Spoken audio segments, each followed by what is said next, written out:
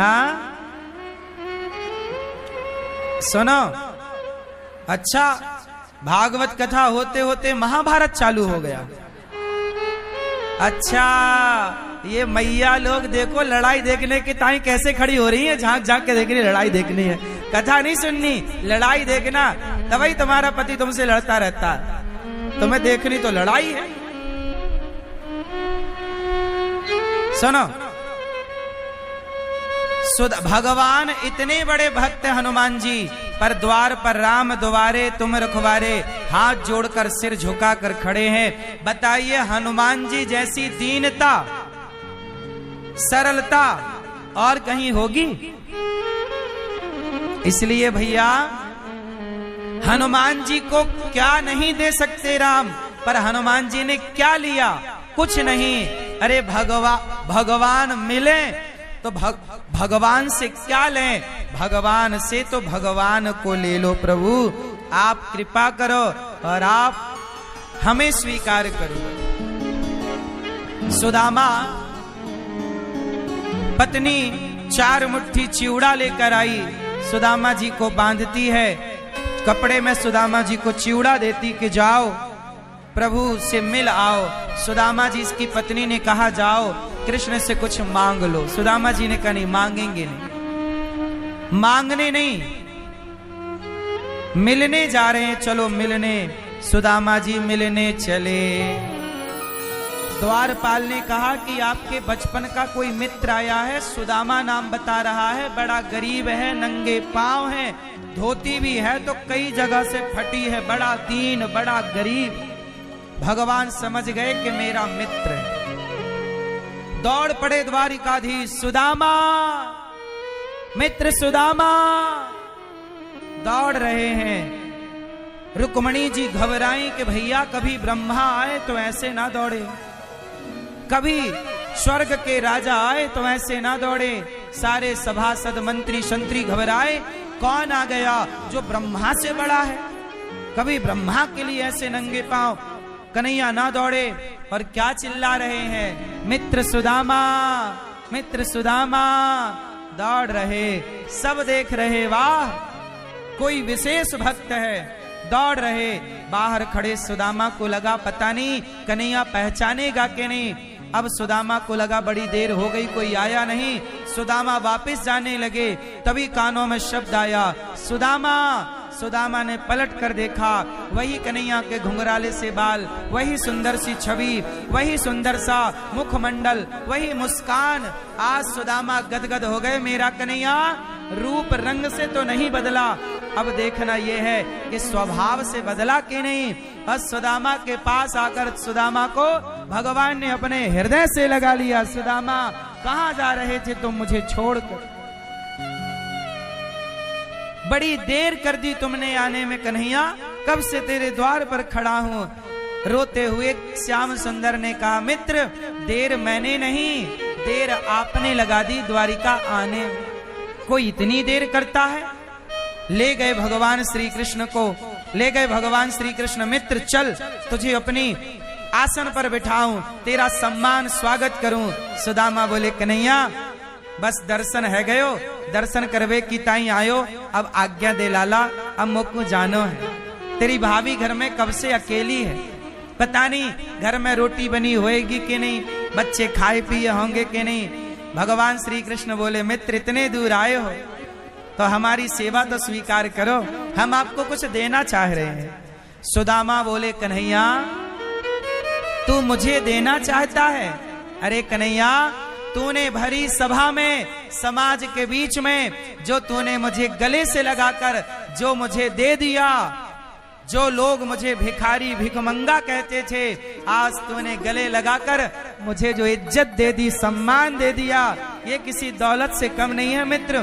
तूने मेरा मान बढ़ा दिया, तूने मेरा सम्मान बढ़ा दिया लाला, इससे बड़ी दौलत और का है सके। सुदामा को भगवान ले गए, अपने आसन पर बिठाए। रुक्मणी अम्बा से कहा, रुक्मणी माँ से कहा जरा जल लाओ। रुक्मणी माँ ने जरा देर लगाई, तब भगवान ने तब भगवान ने देखे सुदामा की दीन दशा, करुणा करके करुणा निधि रोए, पानी परात को हाथ छुओ नहीं, नैनन के जल से पग धोए। भगवान ने नेत्रों के जल से सुदामा के पांव धोए और कहा, मित्र तुमने बड़ा कष्ट उठाया है यहाँ आने में। मित्र तुम्हारे देखो पांव में कितने कांटे चुभे हैं, देखो जरा मेरा भगवान मेरा कन्हैया कितना बड़ा है, द्वारिका का राजा है। ब्रह्मा भी हाथ जोड़ के स्तुति करें तो ब्रह्मा भी जिनके आगे थर थर थर थर कांपे। इंद्र जैसों का अभिमान तो भगवान चुटकी में मिला दें गिरिराज जी उठाकर। ऐसे भगवान सुदामा के चरण धो रहे हैं। सुदामा एक ब्राह्मण है और ब्राह्मण के चरण भगवान धुल रहे हैं। याद रखिएगा साहब, सदा अतिथि के, सदा ब्राह्मणों के चरणों के प्रति श्रद्धा बनाए रखिएगा। जब आपकी श्रद्धा ब्राह्मणों के चरणों पर से खत्म हो जाती है, अतिथि के प्रति श्रद्धा समाप्त हो जाती है, तो आपका विनाश स्टार्ट हो जाता है। कभी अतिथि का अपमान ना हो और कभी गाय का, ब्राह्मण का, कन्या का, माँ का, पिता का अपमान ना हो। जिस दिन आप माँ का, बाप का, अतिथि का, ब्राह्मण का, कन्या का, साधु का अपमान करेंगे, रावण के बारे में मैं बता चुका। रावण ने जिस दिन विभीषण को लात मार के घर से निकाला, उसी दिन से रावण की उल्टी गिनती चालू हो गई,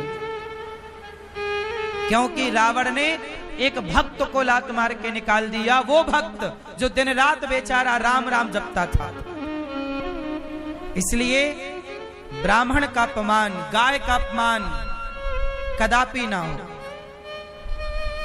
भगवान ने सुदामा जी का सम्मान करके बताया कि भगवान का स्वभाव कैसा है। भगवान कहते हैं जो भक्त मुझ पे समर्पित है मैं भी उनमें समर्पित हूं। सुदामा समर्पित थे तो भगवान भी समर्पित हो गए। ऐसे सुदामा जिन पर सदा भगवान की अहेतुकी कृपा है, ऐसे सुदामा गरीब थे, भूखे प्यासे, फटे पुराने कपड़े वाले, लेकिन भगवान ने भेद नहीं किया। संसार भले तुम्हें ना पहचाने पर भगवान सदा पहचानते हैं अपने भक्त को। इसलिए जगत हमें पहचाने इसकी होड़ में मत दौड़ना, जगन्नाथ हमें पहचाने ये पर्याप्त है हमारे लिए। हमें आप पहचानो इसकी आवश्यकता हमें नहीं है, हमें भगवान पहचाने इसकी प्रार्थना के प्रभु जग भूले तो भूले, जग रूठे तो रूठे, आप ना रूठना।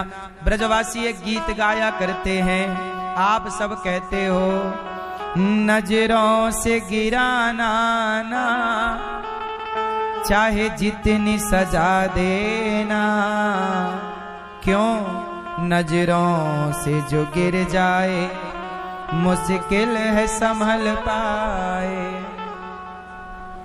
नजरों से गिराना ना, चाहे जितनी सजा देना, नजरों से जो गिर जाए मुश्किल है संभल पाना।